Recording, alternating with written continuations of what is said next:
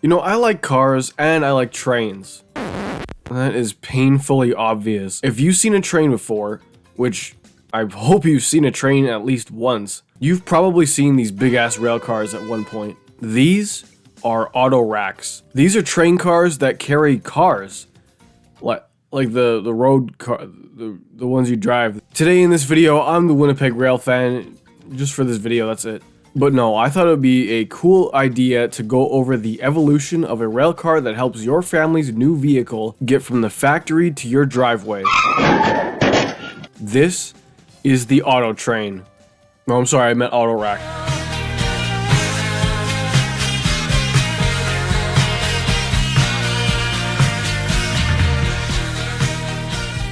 The autorack can be traced back to the early 1900s with the boxcar. Most things were just thrown in boxcars back in the day. Since car production volumes were so low in the early 1900s, 2 to 4 cars could just be loaded into boxcars and shipped across the country. Eventually, more cars were being produced, and boxcars had to be modified with either extended overall lengths or different doors like ones on the ends of the cars.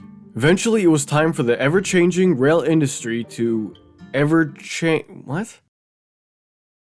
In the Beninging. Yeah. Open-air autorack cars can be traced back to the mid-1920s with the Grunk! Oh my god! The Grunk, or the Grand Trunk Western, modified 61-foot flat cars with collapsible frames to stack cars on top of each other to increase capacity.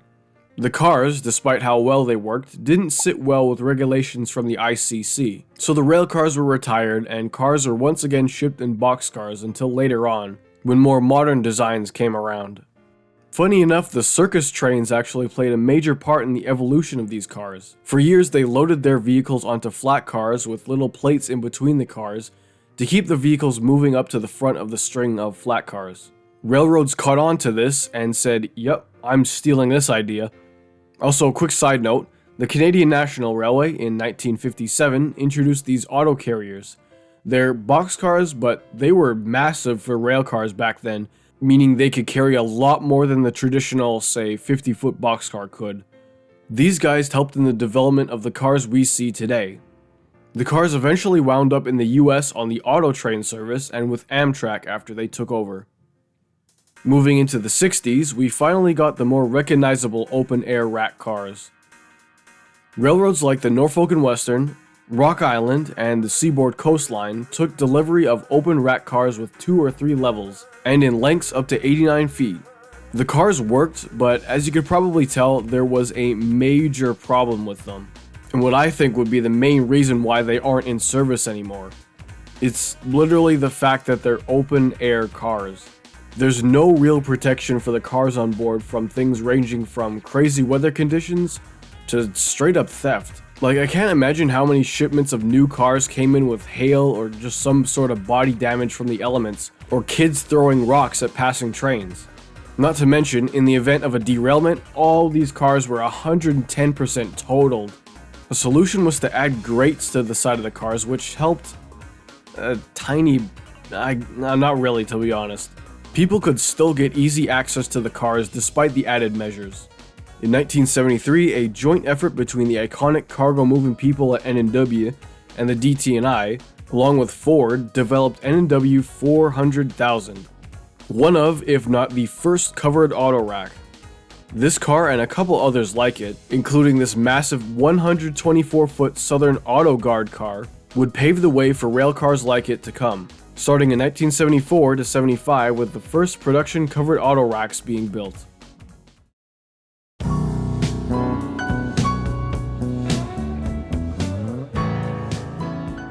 The Vert-a-Pac cars were developed jointly with General Motors and most notably the Southern Pacific in the early 70s to transport the new Chevy Vega and Pontiac equivalent models.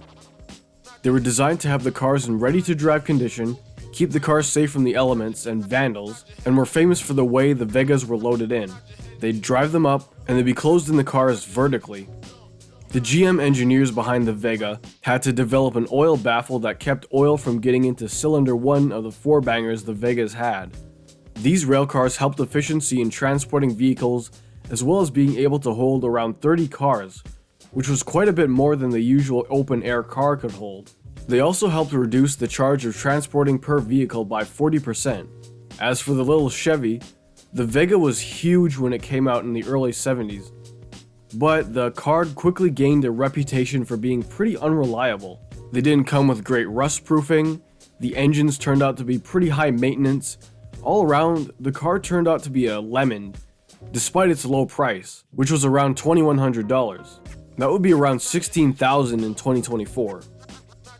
I was gonna make a joke about inflation, but 1, I'm not pyrocynical, and 2, I will spare your sanity for now. You're welcome. Along with the Chevy Vega, the Vert-a-Pac cars were retired in 1977 as they were designed solely for the Vega and couldn't really be used with any other car model. I mean, I could think of some cars that were out at the time that were as small as the Vega, like the Ford Pinto, the AMC Gremlin, stuff like that, but like I said, the cars were designed around GM's compact cars. Despite the flawed vehicles they carried, the Vert-a-Pac seemed to have got the job done.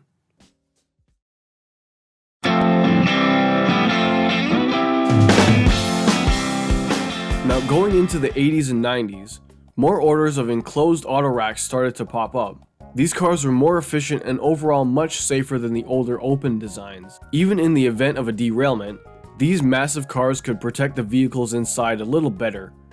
After a few designs that seem to have been successful, including this one from the Santa Fe, and this chassis system tri-level car with no roof. Wow, okay. Gunderson created the Automax Autorack in 1999. These things are massive 145-foot long articulated tri-level railcars that can hold around 22 full-size minivans, while others can only carry around 10. Nowadays, there's a few other models of articulated bi-level racks that you'll see out there while trackside. Now, if you look at some auto racks, they'll have the railroad logos on them, like say Conrail, BN, KCSM, or the CNW, but on the base of the car it'll say TTX. Trailer Train Company was at one point owned by the Pennsy and the Norfolk and Western, but after 1991 it was rebranded to TTX Corporation. There's handfuls you'll see on trains that have full railway reporting marks, but most will say DTTX at the bottom or something like that. They've actually been lettering cars for TTX since the days of the open-air cars on the N&W and the Pennsylvania. According to a new FRA law, all new autoracks are to be painted yellow towards the top of the doors. Now, I've been seeing a lot more of these new, massive NSC tri-level autoracks coming through the city.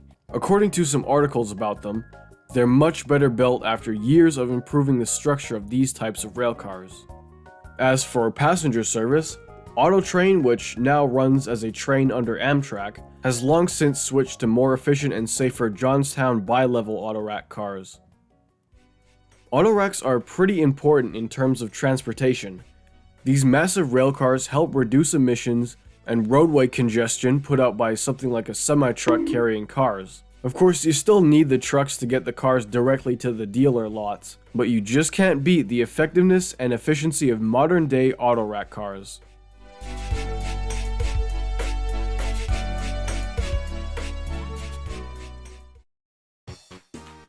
And that's about it, everyone. I hope you enjoyed. Leave a like, comment, and subscribe as always, and I will see you in, I don't know, whenever the next video comes out, probably next Thursday. Again, thanks for watching, and this is the Winnipeg Railfan saying, always slow down going over blind hills when chasing trains.